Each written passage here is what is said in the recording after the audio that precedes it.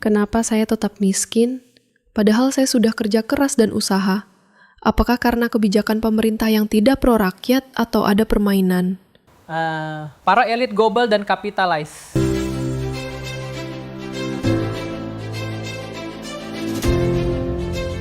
Pertanyaan mengapa yang miskin tetap miskin dan yang kaya semakin kaya adalah topik kompleks yang melibatkan faktor ekonomi, sosial, politik, dan psikologis. 1.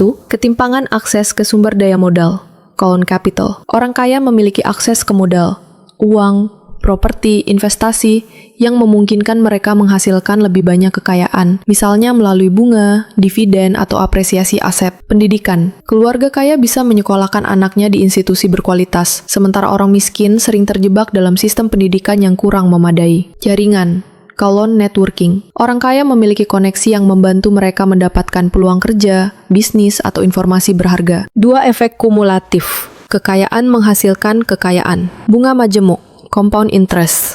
Uang yang diinvestasikan oleh orang kaya tumbuh secara eksponensial, sementara orang miskin kesulitan menabung atau berinvestasi. Warisan, inheritance.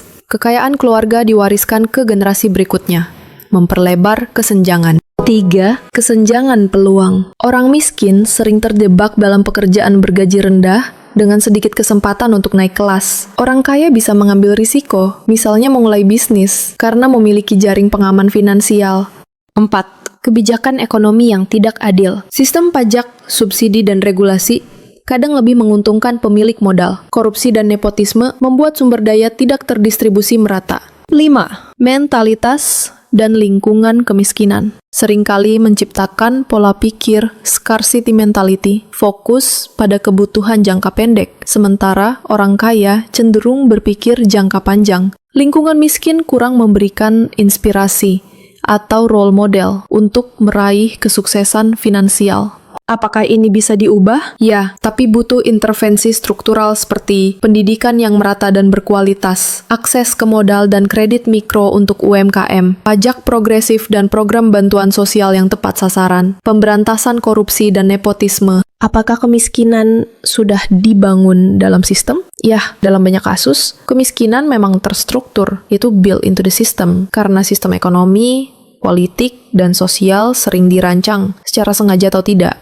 untuk mempertahankan ketidaksetaraan, pemberantasan korupsi, dan nepotisme. 1. Sistem ekonomi yang eksploitatif, kapitalisme ekstrim. Sistem ini cenderung memperkaya pemilik modal kapitalis, sementara buruh atau pekerja hanya mendapat upah minim. Contoh, perusahaan besar mendapat untung besar, tapi gaji pekerja stagnan. Globalisasi dan outsourcing. Perusahaan multinasional memanfaatkan buruh murah di negara miskin tanpa meningkatkan kesejahteraan mereka. 2. Kebijakan yang tidak pro rakyat. Pajak regresif. Pajak, seperti PPN, memeratkan orang miskin karena persentase yang sama bagi semua, sementara orang kaya bisa menghindari pajak melalui loophole. Subsidi yang salah sasaran. BBM atau listrik sering disubsidi untuk semua, termasuk orang kaya, alih-alih fokus pada bantuan tunai untuk rakyat miskin. 3. Akses yang dibatasi, pendidikan dan kesehatan berbayar. Sistem privatisasi membuat orang miskin sulit keluar dari kemiskinan karena biaya sekolah atau kesehatan mahal. Tanah dan properti. Orang kaya menguasai aset produktif, tanah, properti, sementara orang miskin terjebak sewa atau utang. 4.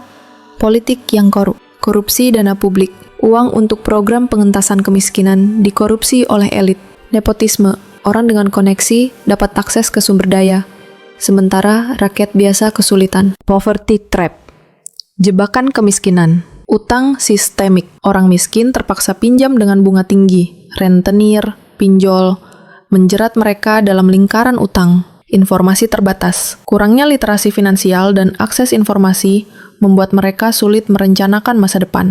Contoh nyata, sistem yang memiskinkan upah minimum versus biaya hidup. Upah minimum tidak cukup untuk memenuhi kebutuhan dasar, apalagi menabung / investasi. Bank dan kredit.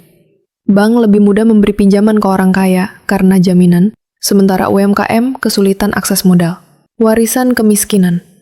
Anak keluarga miskin sering putus sekolah untuk membantu ekonomi keluarga, sehingga tetap miskin. Apakah ini disengaja? Sebagian ya, sebagian tidak. Ada kelompok elit yang diuntungkan dari sistem ini. Misalnya, pemilik modal, politikus korup, tetapi ada juga faktor ketidaksengajaan, seperti kebijakan yang tidak dipikirkan matang. Perlawanan terhadap sistem.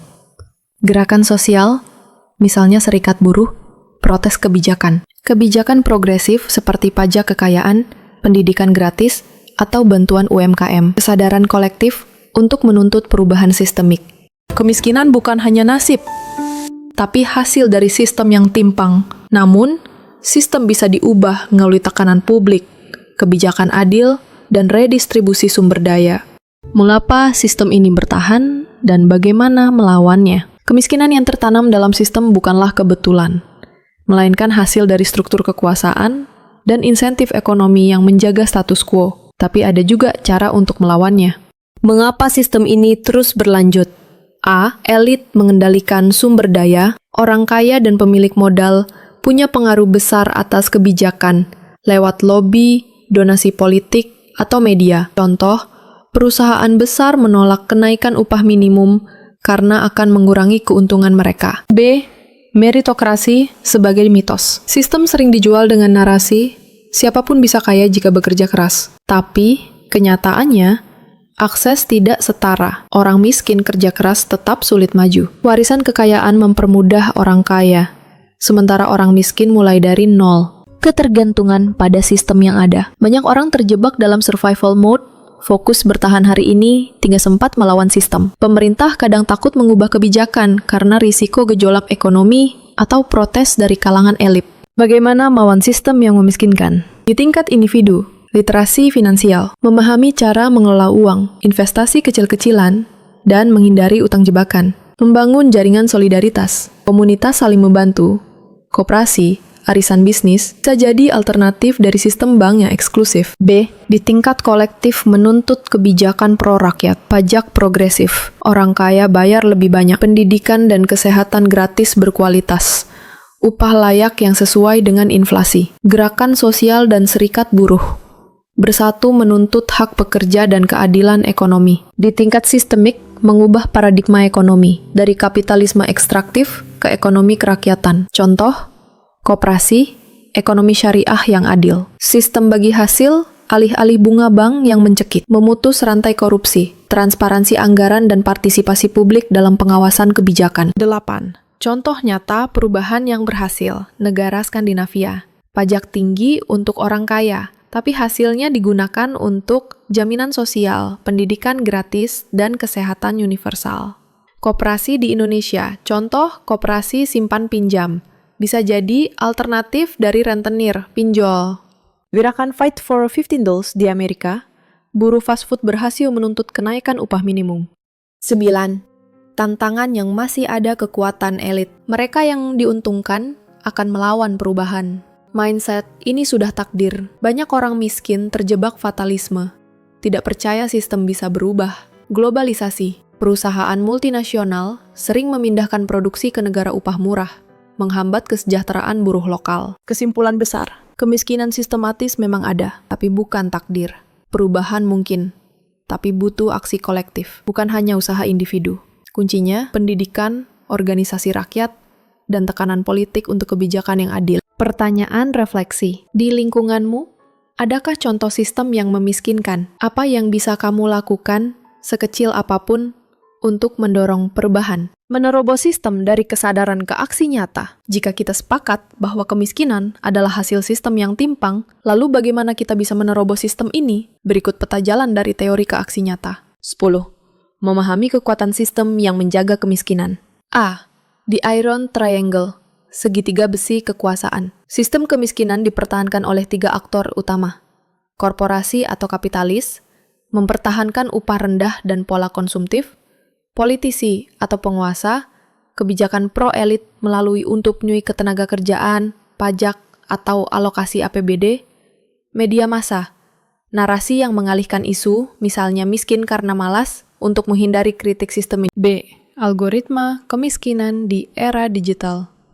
Platform ekonomi digital, e-commerce, ride-hailing, sering memperparah ketimpangan. Driver atau UMKM dapat persentase kecil, sementara pemilik platform meraup keuntungan besar. Data pengguna dikapitalisasi oleh korporasi tanpa bagi hasil adil.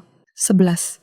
Strategi perlawanan terstruktur. Membangun kekuatan rakyat, people power, serikat buruh atau sewa, labor and tenant unions. Contoh, gerakan buruh di Jerman abad 19 berhasil tekan jam kerja dari 16 jam per hari jadi 8 jam. Koperasi mandiri, koperasi petani seperti Sidoligat di Sumut bisa putus ketergantungan pada tengkulak. B. Memaksa perubahan kebijakan advokasi UU Pro Rakyat. Contoh, desakan 15 No Movement di Amerika Serikat berhasil naikkan upah minimum di beberapa negara bagian. Pendanaan alternatif, crowdfunding UMKM seperti Kita Bisa atau community banking bisa gantikan peran bank konvensional. C. Pendidikan kritis dan literasi digital, kelas penganggaran bersama. Ajari masyarakat miskin lacak APBD desa atau kota untuk tekan korupsi. Hacktivism, manfaatkan teknologi, blockchain, open data untuk transparansi anggaran. Serang generasi muda kreator konten kritis. Viralkan isu ketimpangan lewat TikTok atau Instagram. Contoh @celoteh.ekonomi. Aksi langsung, boikot produk perusahaan yang eksploitatif, misal fast fashion, upah rendah. Bikin community pantry atau perpustakaan jalanan untuk solidaritas. Ancaman, jebakan baru, kapitalisme hijau, greenwashing. Perusahaan polusi jual produk ramah lingkungan mahal tapi tetap eksploitasi buruh. Fintech predator. Pinjol ilegal masih menjerat masyarakat miskin dengan bunga 300%. 14. Harapan nyata dari seluruh dunia Rojava. Kurdi Suriah. Sistem ekonomi komunalis berbasis kooperasi perempuan sukses di tengah perang. Bolivia di bawah Evo Morales berhasil turunkan kemiskinan ekstrem dari 38% ke 15%. 2006 sama 2019.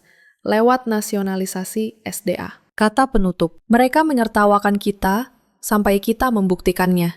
Perubahan sistemik butuh waktu, tapi sejarah membuktikan bahwa kemiskinan bukan hukum alam, tapi hasil sistem. Setiap revolusi besar dimulai dari aksi kecil, pemogokan buruh, okupasi tanah, boikot. Pilihan ada di tangan kita, diam dan menerima nasib, atau berorganisasi dan lawan dengan cerdas. Apa langkah pertamamu? Diskusi dengan tetangga soal koperasi, ikut audiensi DPRD soal upah minimum, atau sekedar sebarkan video ini? Pertama, mereka mengabaikanmu, lalu mereka menertawakanmu, lalu mereka melawanmu, lalu kamu menang. Mahatma Gandhi.